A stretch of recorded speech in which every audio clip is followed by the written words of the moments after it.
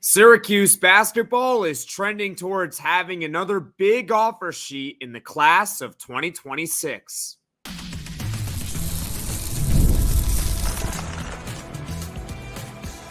You are Locked On Syracuse, your daily podcast on the Syracuse Orange. Part of the Locked On Podcast Network, your team every day. Hello, everyone, and welcome into Locked On Syracuse. I'm Jackson Holzer, and thank you for making us your first listen of every single day here on the Locked On Podcast Network, where it's your team every day, and we're free and available wherever you get your podcasts. And on today's show, Syracuse Basketball makes another offer in the class of 2026, and then we're going to take a look at its non-conference schedule for next season. Today's episode is brought to you by Gametime. Download the Gametime app, create an account, and use code LOCKEDONCollege for $20 off your first purchase. Terms apply. So Syracuse Basketball recently made another offer in the class of 2026. This is to four-star forward Abdou Toure. Toure is 6'6", 185 pounds from West Haven, Connecticut. He is ranked as the 82nd best player nationally on 24/7 Sports, and he is 127th over on On3. He is not yet listed on Rivals or on ESPN, but he is a four-star on 24/7 Sports. He does have a lot of offers already, and I'll explain why that is happening. His offers include Texas A&M, Louisville, Penn State, Oregon, Alabama, UCF, Arizona State, Providence, Rutgers, Yale, and the only other ACC team so far in the mix is SMU. Now, I'm getting all this from his personal Twitter page, and I just looked and I found all the offers that he has. This might be a reason why the offer sheet is growing for Abdou Toure, and I'm going to explain Syracuse's overall class of 2026 later on. He recently dropped 50 points at the FIBA U17 World Cup in a game against China. 50 points is a lot. He was playing for his country, Guinea. That actually tied the FIBA U17 World Cup record, 50 points. His final stat line from that game, he was 20 of 27 from the field, so that's 78%. He was 6 of 11 from the three-point line, so he can shoot the ball from deep. And he also made both of his free throws, for what it's worth, 50 total points. And obviously his offer sheet since then is starting to rise. There is no word as of yet as to whether or not he's going to visit Syracuse or whether or not the Orange are going to make him a priority recruit in 2026. But nevertheless, with Toure's offer, the Orange have now given out 9 scholarship offers in the class of 2026. 3 of them are 5-star recruits. 6 of them are 4 stars. They're already trending towards having a deep offer sheet in the class of 2026, which is a good thing, by the way. According to Rivals, now we're shifting gears a little bit away from Abdou Toure specifically. So according to Rivals, Syracuse is predicted to already land someone of that 9. That someone is 5-star point guard Deron Rippey Jr. He is from Blairtown, New Jersey. New Jersey, that's Northeast. Same thing as Toure, by the way, from Connecticut, Northeast. That's good for Syracuse basketball. But speaking of Deron Rippey Jr. and him being predicted to Syracuse basketball, obviously it's great that there's already a prediction for Syracuse to land someone. I think we're all happy with that. I'm happy with that. I like that, right? That's a good thing. Having said that, I wouldn't put too much stock into it. It is still super early to talk about where this player could be headed, where this player could be headed in the class of 2026. All right, we're starting to get the rumblings for 2025. We're only starting in 2025, let alone what's going on in 2026 right now. For context, all right, so here's some context for you why I'm not putting too much stock into it, but nevertheless, it's a solid sign. I'll take it. Only 18 of the top 100 players over on ESPN in the class of 2025 have committed to a school. So that's less than 20%. all right, of the top 100. Sadiq White is one of those players. Obviously, he's committed to Syracuse. He's actually ranked the highest of them all. He is 20th over on ESPN, the highest rated recruit so far that has committed to a school. And like I said, not many of them have committed just yet. So it's early even for 2025 for commitments. Now, more context, and in the class of 2026, and why I'm not taking too much stock into Deron Rippey Jr. being predicted to Syracuse basketball of their 9 offer sheets. Only one player in the ESPN top 60 has committed so far in the class of 2026, and that is Marcus Johnson to Ohio State. That's it for the entire class so far in the top 60. Deron Rippey Jr. is a top 60 player over on ESPN. Obviously hasn't committed. That being said, if you're interested, like, why is this happening? Deron Rippey Jr., there's obviously interest, and Syracuse is certainly making him a priority. Rippey took an unofficial visit to Syracuse last February, and according to Neil Adler from Inside the Loud House, it is expected that he does take an official visit. It's expected that he takes an official visit, and they're definitely prioritizing him early in the process. Now, as far as the overall offer sheet in 2026, I know I threw a lot at you with Abdou Toure recently getting an offer. That's now 9 players in 2026. Deron Rippey Jr. is predicted to go to Syracuse according to Rivals, although it's really early. Let's now talk about 24/7 Sports, since we're naming all the recruiting services out here. Syracuse made 21 scholarship offers in 2025, or has made so far. That list can expand, but so far they've made 21. And they are predicted, at least in my eyes, to have a relatively deep class. I would say I'd be surprised if they don't land at least 3 players of those 21. I'd be pretty surprised. They already have Sadiq White. Obviously, they're the favorites for Kiyan Anthony and Tyler Jackson. London Jemison can also be in the mix. Ryder Frost, Chris Senack, Asher Elson, all those guys, right? They're in the mix for. I would be surprised if they can't land at least 2 more. A Caden Lewis. So that's nice. They're looking at having a nice class in 2025 with 21 total scholarship offers.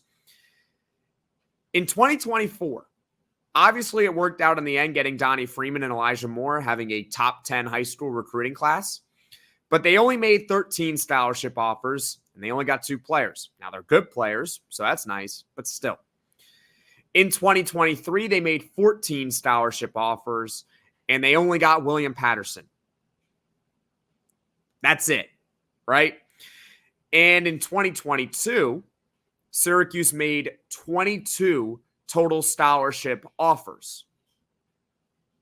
They got 6 players. Now, was it the greatest class in the world? Was it the greatest collection of 6? We went over it on the podcast the other day, right? 2025 is predicted, or in my eyes, is probably going to be better than 2022, even if it has a little bit less volume in it. But still, they got 3 4-stars in that class, 3 3-stars in that class because they made a lot of scholarship offers. You see where I'm going with this? They already have 9 in the class of 2026 that they have made. They are making these pitches early, which is always good, which allows them to build more relationships. They have 9 out there, so they're increasing their odds of actually landing a few of these guys. I'd imagine, since it's still 2024, and at the time of this recording, it's July 23rd, so we're still in 2024, obviously, that list is going to grow. I would be surprised if it's not at least in the upper teens, even to 20-ish once again, like it's been last year. So they're trending towards having another large offer sheet in 2026. And I know people might say that it's not as big of a deal, high school recruiting, as it used to be because of the transfer portal. And in a sense, you're right. Since I agree with that it's less important as it used to be. There's less stress in it now. But at the same time, if you can get top high school athletes to come play for your team, that is going to increase your chances of winning. And if hopefully you can keep the kid, he can develop and become a really good player for you down the road. Transfer portal has thrown a wrench into everything, but still, it's important. It's not nothing. So I like that Syracuse has already made 9 offers in the class of 2026. Once again, the latest one is Abdou Toure, a 4-star forward from West Haven, Connecticut. So that's good that he is in the Northeast area. Ranked 82nd over on 24/7 Sports and ranked 127th over on On3. He's got an impressive offer sheet. He recently set a FIBA world record, so that's pretty cool. Again, it's just a scholarship offer, but still, that's 9 scholarship offers. They're already predicted to land someone, even though I don't put too much stock in it. So overall, class of 2026, it's really early, but I would say early signs look about as good as you can probably hope for because they're making a lot of offers. They're generating interest out there. Let's see what happens. There's still plenty of time. Now, coming up, we're going to shift gears to talk about the present day and Syracuse basketball's non-conference schedule for next season, which now only has 1 game left to fill. It's one thing to watch baseball on TV. That at times can get pretty boring, but going to a game in person is an awesome experience, unless, of course, you get sunburned like I did at Yankee Stadium. But anyways, I'm looking forward to watching the Mets for the rest of the summer, and the way I'll watch them in person is by using Gametime. Gametime is an authorized ticket marketplace in Major League Baseball, which makes getting tickets faster and easier. Prices on the Gametime app actually go down the closer it gets to the first pitch, with killer last-minute deals, all-in prices, views from your seat, and their lowest price guarantee. Gametime takes the guesswork out of buying MLB tickets. All you have to do is go to Gametime and search the team you want to see of your choosing. It can be MLB or any league for that matter, and ticket options will appear right away. My favorite part is the all-in pricing feature. Toggling this feature shows the total up front with no surprise fees at checkout. Take the guesswork out of buying MLB tickets with Gametime. Download the Gametime app, create an account, and use code LOCKEDONCollege for $20 off your first purchase. Terms apply. Again, create an account and redeem code LOCKEDONCollege, LOCKEDONCOLLEGE. For $20 off, download Gametime today. Last-minute tickets, lowest price guaranteed. Are you watching Fox Sports or ESPN on your TV all day? Have to turn down the volume with all that shouting? Make the switch to Locked On Sports today, a free 24/7 sports streaming channel program for you every day to bring you the biggest stories without all the streaming. Locked On Sports Today brings you can't-miss analysis, opinions, and news, streaming 24/7 on YouTube or the free Amazon Fire TV channels app. Part of the Locked On Podcast Network, your team every day. Welcome back, everyone, into Locked On Syracuse. I'm Jackson Holzer, and on today's show, we just went over how the offer sheet in 2026 has grown now to 9 players, with Abdou Toure recently receiving a scholarship offer. So that's a positive sign for Syracuse. They're looking at having its second straight big offer sheet class. 2025 is big.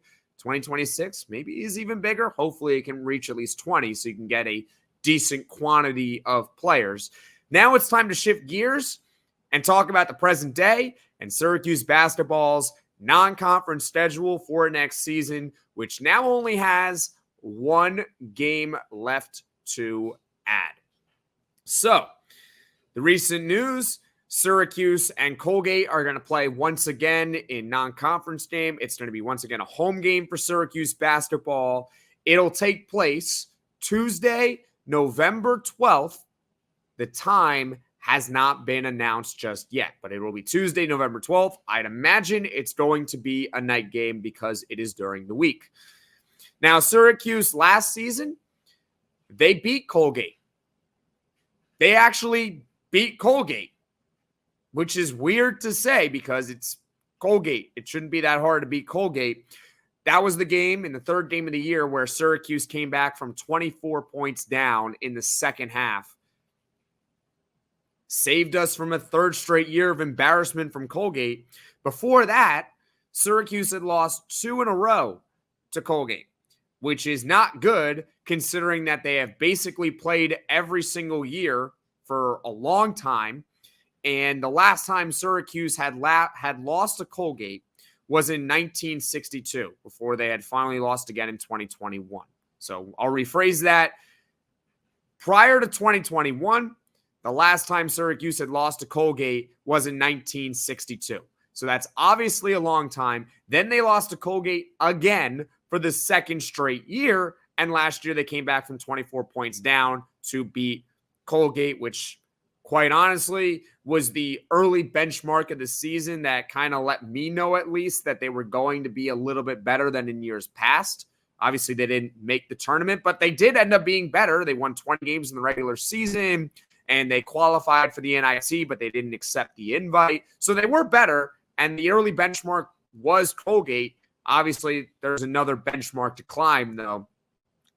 Now, Colgate is not necessarily a pushover team, even though Syracuse historically has dominated Colgate. Colgate has made the tournament in 4 of the past 5 seasons, and this is mainly because they just dominate the Patriot League. They get that automatic bid, but they have been bounced in the first round in each of those times they have made the tournament. They are 4 for 4 in getting bounced in the first round. Now, heading into this season, Colgate appears to be significantly weaker, which is why Syracuse really needs to take another step in the Colgate benchmark, because now Colgate's the benchmark. They need to actually blow out Colgate, right? They lost to Colgate 2 years in a row. So last year I was just saying, all right, can you just beat Colgate? Like, let's just restore the normalcy and beat them. All right, cool. They beat them. This year, Colgate is weaker. They are losing, or they have lost, their 3 leading scorers from last year.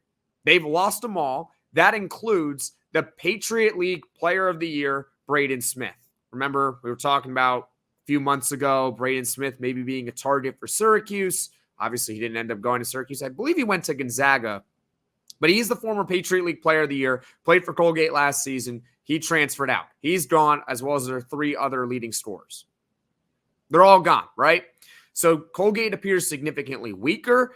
It is time now for Syracuse to take that next step and once again blow out Colgate. This is going to be an early season game, and I think if Syracuse can show that it demolishes Colgate, like they win by 15 to 20 points, as they should, that once again, this is going to be a better team than the previous year. You get that? Colgate has now kind of become the benchmark. How do you do against Colgate? Because it's out of all the cupcake games, so to speak, it's the toughest one. It's the toughest cupcake, if you will. So if you can beat the tough cupcake, then by a pretty good margin, you're probably going to have a pretty good team. Again, they dominate the Patriot League. They've made the tournament 4 of the past 5 seasons, but Syracuse should still be able to beat a team like that.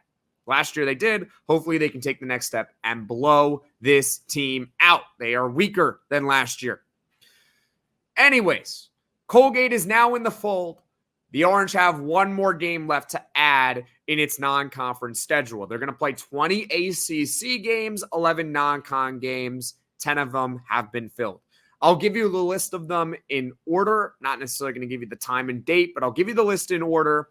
Spoiler alert, they are playing UAlbany, but that time has not been announced yet. The date and time, I should say, has not been announced for UAlbany. But here's the order. Colgate, Youngstown State, 2 of Texas, Texas Tech, St. Joseph's. That's the Legends Classic at the Barclays Center. Then they got Cornell at home. At Tennessee, that is definitely their toughest non-con game. So at Tennessee, that is in the ACC, SEC Challenge, of course. Last year they played LSU at home. That was probably an easier draw. It doesn't get much easier than LSU at home from that. So this year, it's tougher. The schedule makers didn't do us any favors with at Tennessee. But you want to be the best, you got to beat the best. Then they got Georgetown at home this year. They still, I hate Georgetown. They still suck. Then you got Maryland. That's a neutral site game at Barclays. That should be a fun one.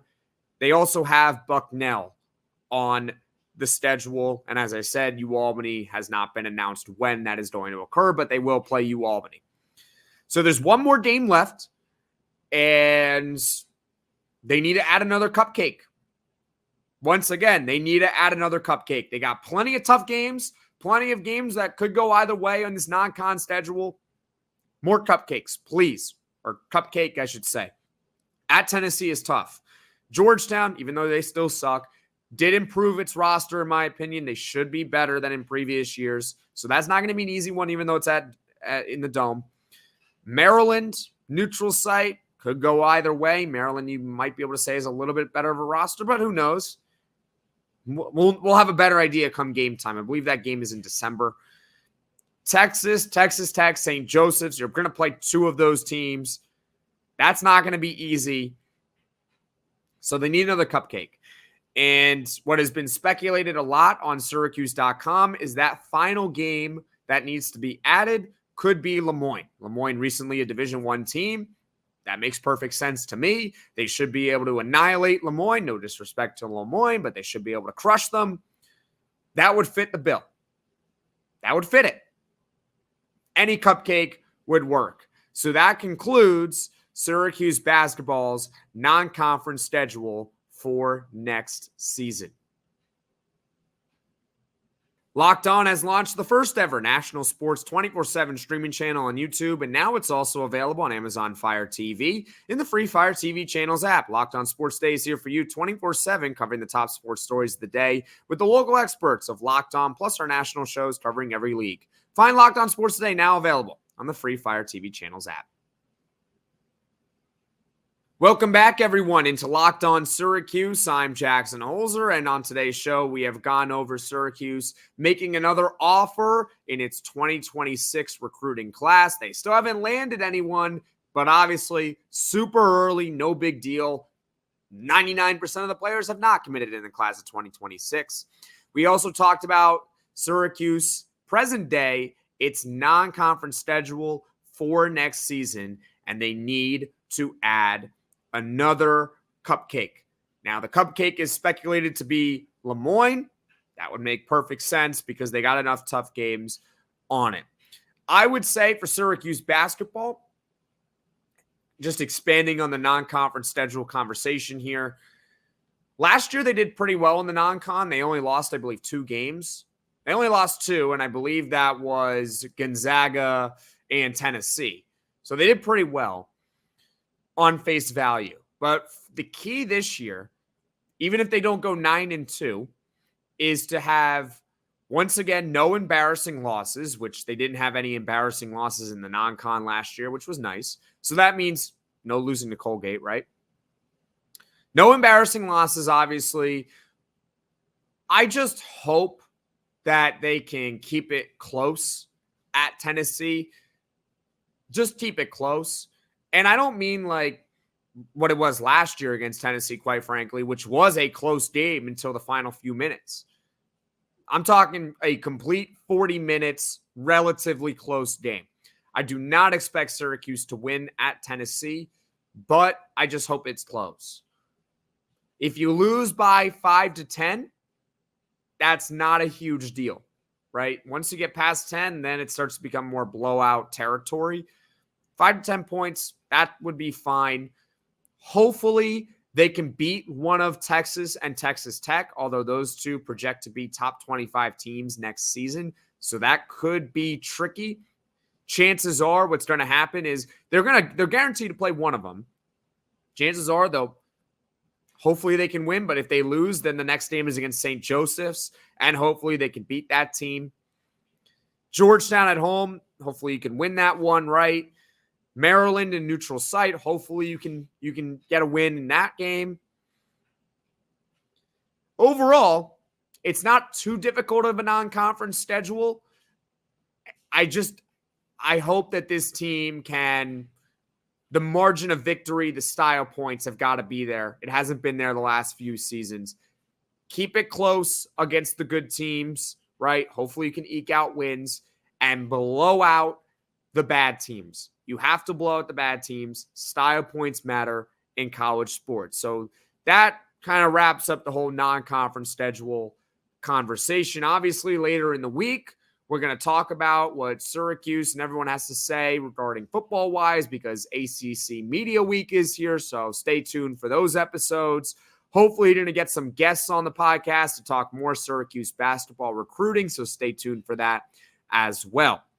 Thank you so much for watching. Thank you so much for listening. If you like this video, click that like button. And if you really liked it, subscribe to the channel and turn on those notifications so you know right away when I am dropping the next podcast. And everyone, have a great rest of your day.